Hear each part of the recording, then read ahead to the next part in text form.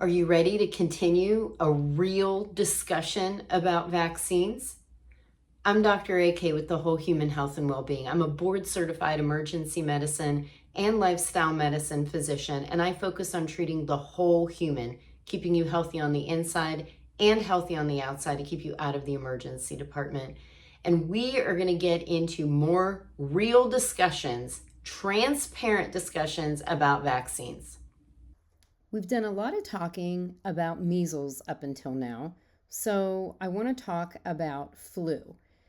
It's important to note that flu is not completely harmless. This is something that I hear all the time, and people are like, oh, yeah, I'll just get the flu. It's no big deal, and everything will be great. Not true. So far, we've had 37 million cases of flu in the United States, just in the United States alone. That has led to 480,000 hospitalizations and about 21,000 deaths so far this year. And there was a paper that came out in 2018 that actually talked about the cost of flu in terms of hospitalizations where you need to take care of people and missed work and things like that. It's about $11.2 billion. And one of the things that people are very concerned about with flu vaccine is something called Guillain-Barré Syndrome, which I get. It can be scary because this is a condition that strikes your spinal cord. It causes inflammation in your spinal cord, and it can lead to paralysis. Most cases, people get better, but that get better is over a really long period of time, so it can be scary. But I think we need to talk about something called the relative risk. So relative risk is basically like the chances of you getting something when you do an action versus not doing an action, right? So there's like relative risks of cancer with smoking. They're high, right? So the relative risk of Guillain-Barré with the flu vaccine compared to not doing anything at all is 1.4. So 1.4 times more likely to develop Guillain-Barré with the flu vaccine than if you do nothing at all. However, the relative risk of developing it with the flu is 4.9. Now, in the end, these numbers are still really, really, really small. I mean, Guillain-Barré occurs it's something like 0.3 to 1 child per 100,000 worldwide, and it's 0.8 to almost 2 per 100,000 adult worldwide. So honestly, it's almost zero. So in the end, we are multiplying almost zero by 4.9, which is still almost zero, but it's still a higher chance. So if you're worried about flu vaccine because of Guillain-Barré, it's so small, right? It's 1.4 times almost zero. And the chances are still higher if you get the flu.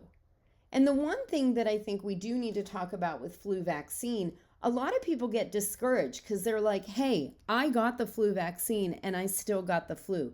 You are correct. A lot of people get flu vaccine and you still get flu. The point is not necessarily to stop flu from occurring.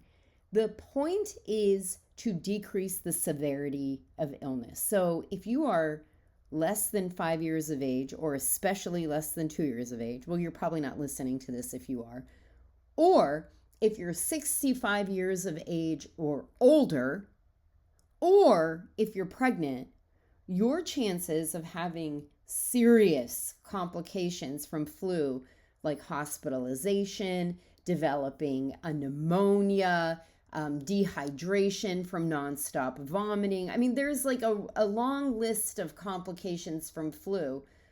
Your risks of these happening, if you're in any one of those populations, that is increased.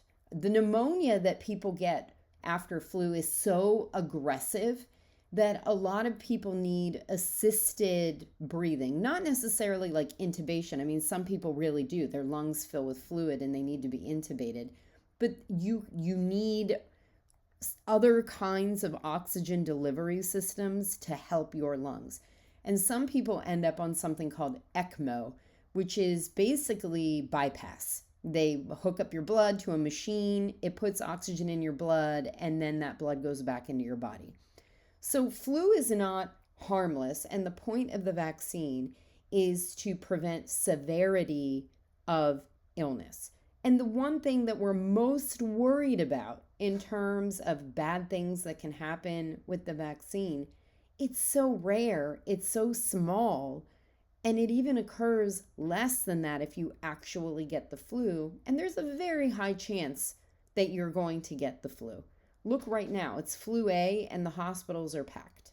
I'm diagnosing people with influenza every shift that I'm on. Most of them thankfully can go home, but some of them have to be hospitalized. And that is the rundown on flu. I hope you found this information helpful. While I am a physician, I do not claim to be an expert in every single aspect of medicine. I think that's impossible. There's way too much to know. But I do have access to resources, and I'm happy to engage in discussion and look into these resources and find out as many answers as I can for all of you. Stay tuned. I have more vaccine things coming up. We're going to do some myths versus facts in the next posting. Remember to follow me on social media. I am on YouTube, where you can access different kind of video blogs. I have a blog that I put out every Sunday, and you can follow me on Instagram, Facebook, or LinkedIn. I hope you all take care and you all stay healthy.